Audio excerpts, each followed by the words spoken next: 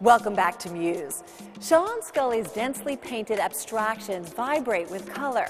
In a major show of his work, the Metropolitan Museum has mounted Wall of Light, a series inspired by the stark beauty of Mexico's Mayan ruins. What I'm trying to do is to make an art that unifies everything. Of course, I break and unify in the same painting. But the ambition in my work is to pull the world together somehow and to make relationships within the paintings that stand for all relationships. That you have structure without coercion. In a minor ruin south of Mexico City called Labna, I went into a temple that was falling down. And there was a wall inside, and I made a little watercolor, an abstract memory, and I just wrote Wall of Light underneath it. You can't have a wall of light. That's why it's interesting to give it that title. I've been developing this group of paintings now for 8 years, and I probably have made something like 200. There's a painting I made in New York called Night, which has a lot of red coming through from the back, because night has the colors of the day being literally covered up by the colors of the night, like a blanket of darkness.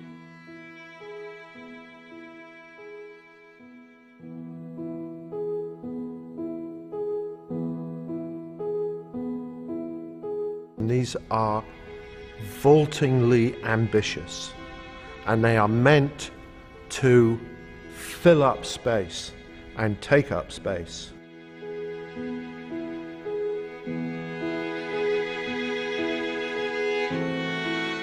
But when I'm making a small painting, you set up an intimate relationship with the painting. It's not scary.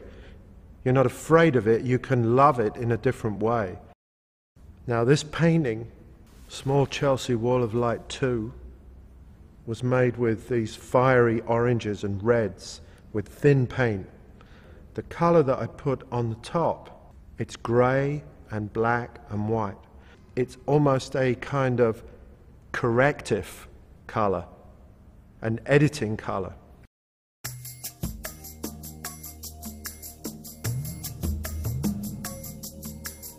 Well, the reason I have studios in New York, Barcelona, and the countryside outside Munich, at the foot of the Alps, is because I believe in breaking a cultural syntax.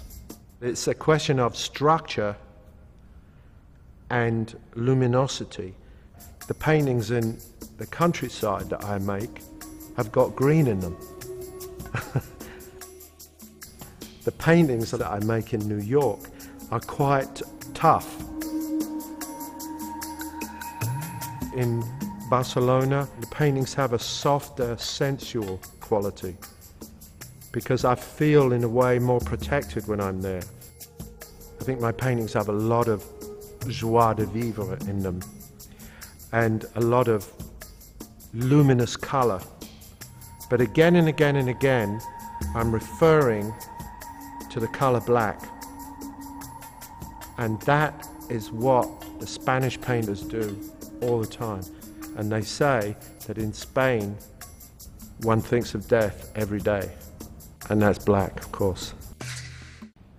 In my paintings, the relationships are allowed to open up and breathe, but they're allowed to come and go.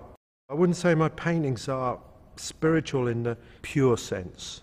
There's nothing pure about my paintings, but they are somehow loaded up with a sense of otherness, another profound reality in them or behind them.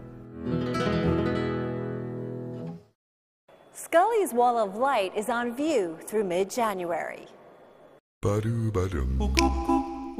In Muse news, cutting-edge Dutch collective Droog Design has made sofas out of hay and tables from candle wax. And now, Museum of Arts and Design in Manhattan filled its 3 floors with 160 of Droog's quirky creations. This is the group's first major U.S. retrospective. Droog Design really challenged traditional meanings of what a chair is, what a vessel is, and they began looking at new ways to bring attention to these very basic objects and to do it with sort of a touch of wit and irony.